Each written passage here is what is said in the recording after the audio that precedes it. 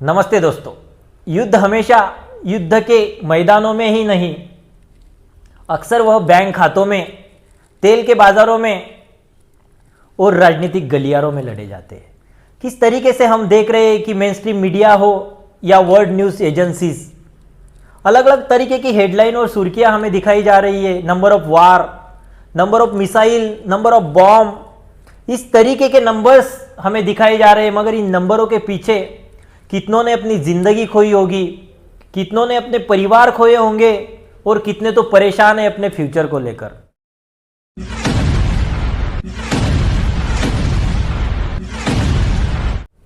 किस तरीके से लाखों लोग अपना कष्ट सहते हुए वास्तव में किसी को तो फायदा होगा। हर वार के पीछे दोस्तों एक रीजन होता है, प्लान, स्ट्रैटेजी और इंटरेस्ट। आज उसी इंटरेस्ट को, उसी लाभ को जानने का प्रयास करेंगे और जो होल स्टोरी हमें दिखाई जा रही है, something happening behind the war, इस वार के पीछे कुछ तो हो रहा है, उसे जानने का प्रयास आज के इस वीडियो में करेंगे। स्वागत है दोस्तों सच का व्यू में। दोस्तों आज तक का इतिहास है, हमेशा वार में अमेरिका ने प्रॉफिट कमाया है। रिसेंटली अगर देखा जाए तो एक रिपोर्ट के मुताबिक यूक्रेन और रशिया वार में भी अमेरिका ने अपना प्रॉफिट कमाया है। सबसे ज़्यादा प्रॉफिट कमाने वाला अगर कोई होगा तो वो यूएस है। मगर किस तरीके से लोगों की जाने जाती है तो कोई फर्क नहीं पड़ता, हमें हमारे कंट्री का प्रॉफिट देखना है, हमें हमारा प्रॉफिट देखना है। इस तरीके की मेंटेलिटी जो डोनाल्ड ट्रंप सरकार और अमेरिका की है, उसी को आज समझेंगे दोस्तों।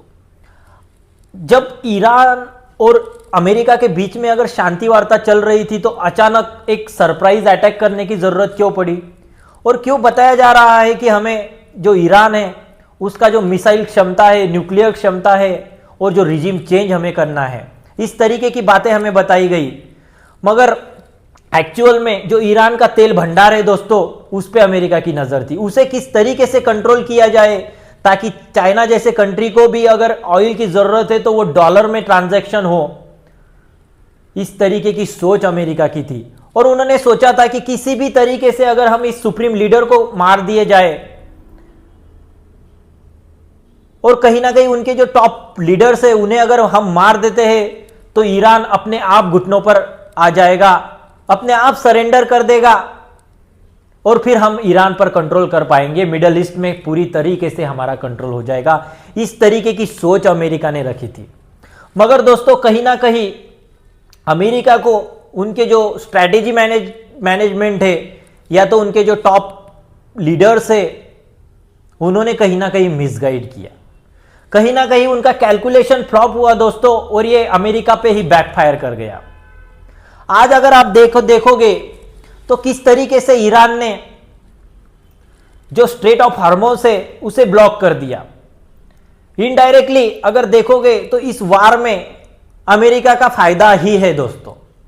अमेरिका की जो लैंड है वो इस वार में इन्वॉल्व नहीं है, अमेरिका की जो पॉपुलेशन से लोग हैं वो इसमें डायरेक्टली इन्वॉल्व नहीं है, कोई अटैक अमेरिका के जमीन पर नहीं हो रहा है। उनके डिफेंस सेक्टर को बूस्ट मिल रहा है दोस्तों, अलग अलग तरीके के ऑर्डर्स अमेरिका के डिफेंस कंपनीज को मिल रही है।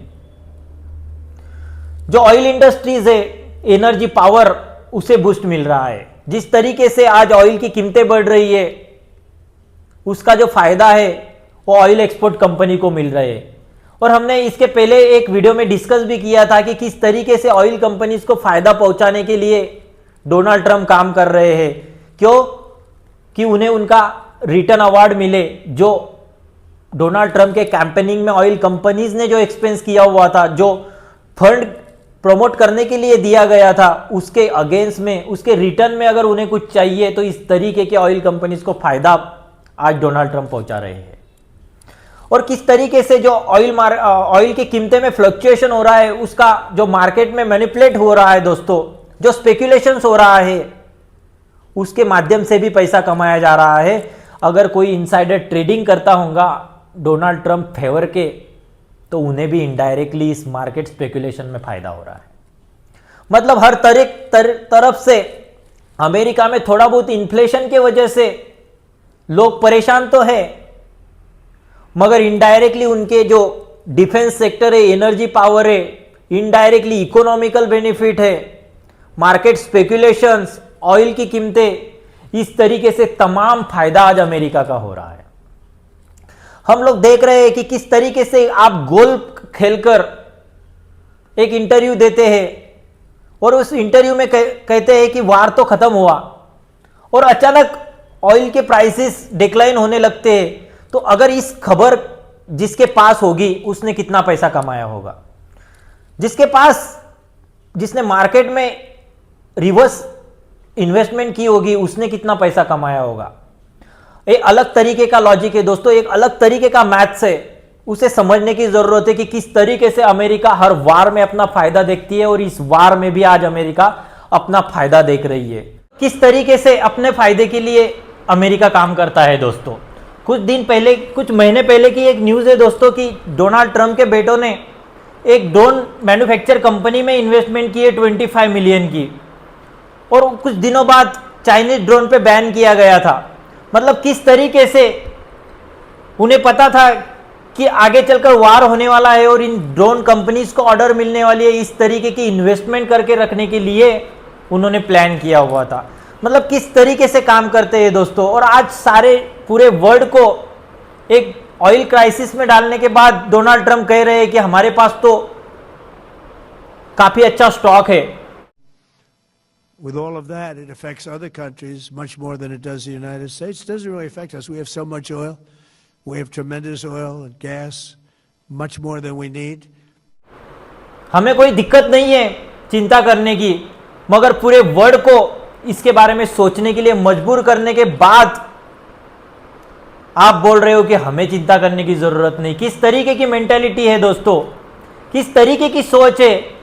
और आगे चल के ये भी कह रहे हैं कि अगर हम ईरान पर वार नहीं करेंगे तो ईरान मिडल ईस्ट पे कंट्रोल कर लेगा।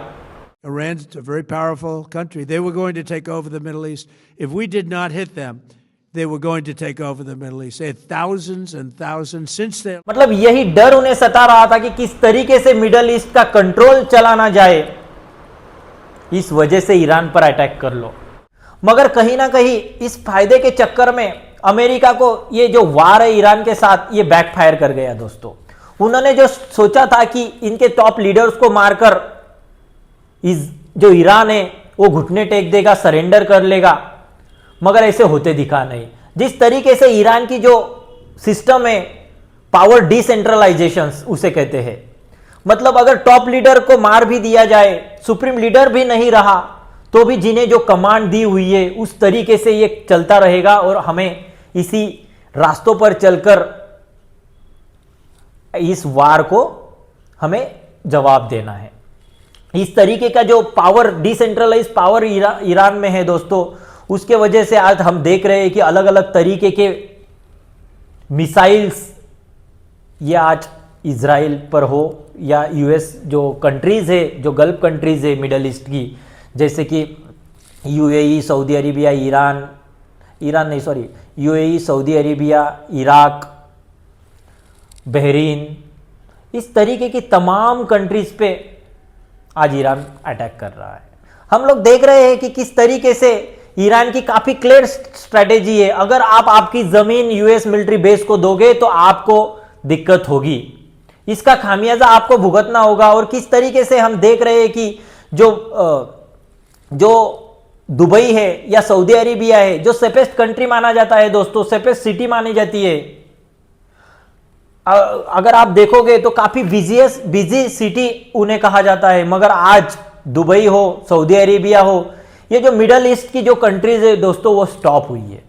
उनका जो ऑक्सीजन था, जैसे ऑयल, टूरिस्ट और उनकी जो सेफ कंट्री का जो परसेप्शन था, आज उन पे अटैक ईरान ने किया है।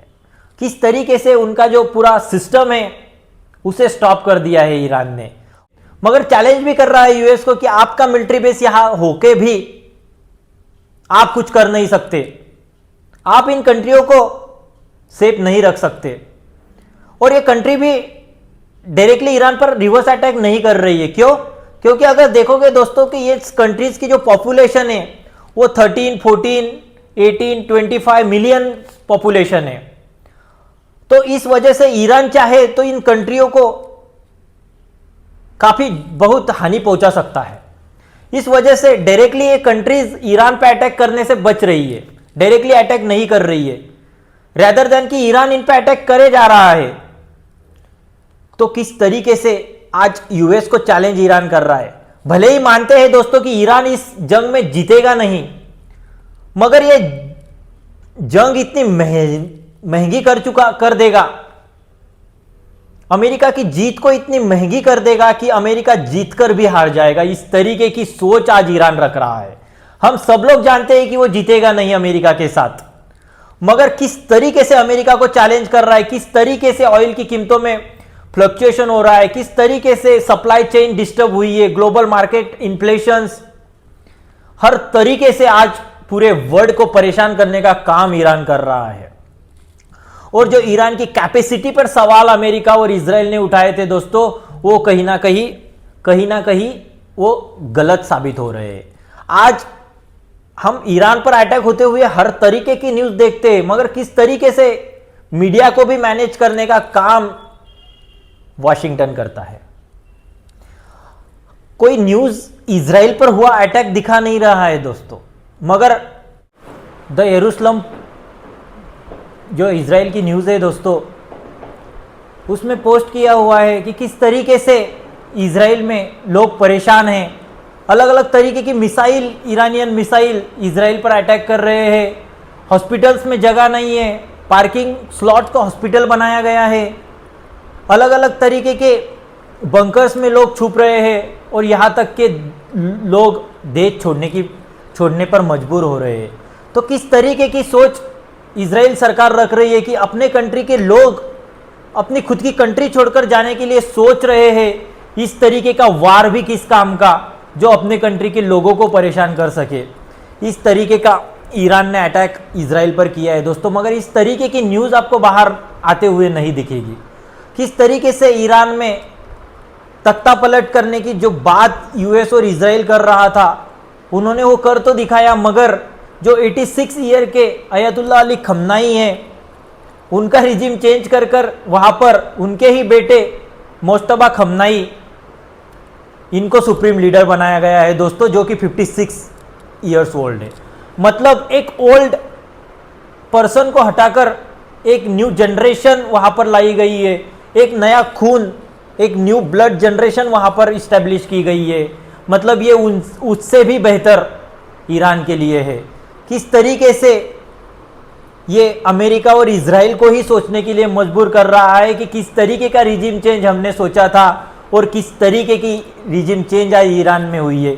जिस तरीके से उन्होंने सोचा था कि ईरानियन जनता के लिए हम रिजिम चेंज करना चाहते हैं, मगर जो जनता का भरोसा उनके सरकार पर, उनके सुप्रीम लीडर पर है, जिस तरीके से ईरानियन जनता आज रास्तों पर उनके फेवर में आ रही है, जो सुप्रीम लीडर के फेवर में आ रही है, उनके सरकार के साथ है, उसे देखकर भी कहीं ना कहीं अमेरिका और इजराइल सोच रही है दोस्तों, कहीं ये अपने पर तो बैकफायर नहीं कर रहा है, कहीं अपना नुकसान तो नहीं हो रहा है। इस तरीके की ईरानियन जनता भी अपने सरकार के साथ है दोस्तों। मतलब किस तरीके की सोच अमेरिका और इजराइल ने रखी थी, वो कहीं ना कहीं नाकाम होते दिख रही है। जो सोच के साथ वो आए थे कि हम ईरानियन जनता हमारे साथ है, वो कहीं ना कहीं जनता ने दिखा दिया है कि हम अमेरिका और इजराइल का कंडेम करते हैं, हम उनके साथ नहीं है, हम हमारे सत्ता के साथ है। तो इस तरीके का काम ईरानियन जनता ने भी किया है दोस्तों, और कहीं ना कहीं इजराइल और यूएस को सोचने के लिए मजबूर किया है। देखते हैं आगे इस वार में क्या होता है, किस हद तक ये वार जाएगा, या फिर कोई ना कोई रीज़न दिखाकर यूएस बैकफुट पर आएगा और कोई ना कोई रीज़न का हवाला देकर वार विनिंग का डिक्लेरेशन देकर ये वार रुकाने के बारे में सोचते होंगे। क्योंकि इन पे गल्फ कंट्रीज़ का भी प्रेशर काफ़ी आ रहा है कि उन्हें किसी सिक्योरिटी की, अमेरिका की सिक्योरिटी की ज़रूरत है, लेकिन अमेरिका वहाँ पर फेल हो रहा है दोस्तों उन्हें सिक्योरिटी देने के मामले में। तो कहीं ना कहीं आज यूएस की जनता भी रास्तों पर आ रही है। यूएस के जो पॉलिटिशियंस है, जो अपोजिशन है, वो भी आज सवाल पूछ रहे हैं कि आपने इस तरीके की वार में अमेरिका को क्यों झोंक दिया। यहाँ पे अमेरिका को कोई लेना देना नहीं था। इस तरीके के सवाल आज यूएस में भी पूछे जा रहे हैं दोस्तों। तो देखते हैं कि किस तरीके से इस वार को रुकवाने का रीज़न यूएस गवर्नमेंट और ट्रम्प सरकार देगी, और किस हद तक ये वार जाएगा, इसके बारे में भी हम सोचेंगे दोस्तों। जय हिंद, जय भारत।